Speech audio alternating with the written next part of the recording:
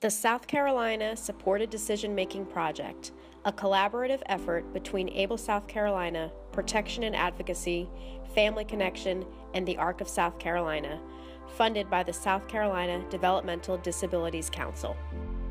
A Better Way, stories from the South Carolina Supported Decision-Making Project. A legal rights perspective.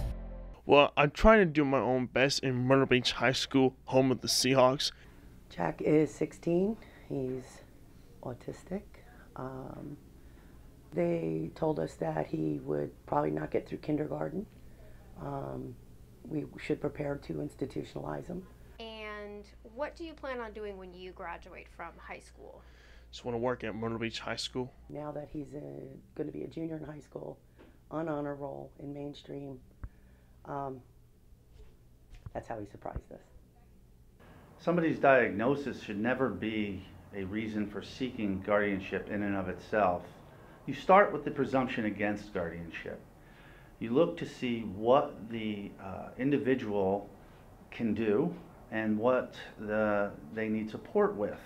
I have concerns about his finances and his medical needs. Jack and I have a close enough relationship that I think he'll allow me to be myself, to be a part of his life and those decisions. The biggest myth about guardianship is that it's going to solve the problem.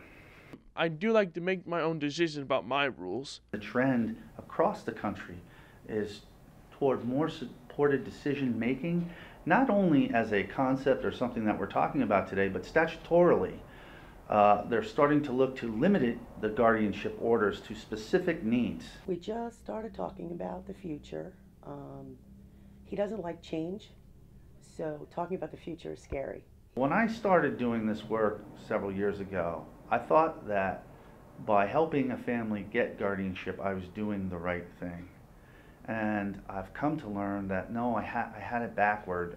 You have to do 180 degrees on that. You take away a person's identity, their right to self-determination and choice. It's something that everyone in America gets when they turn 18.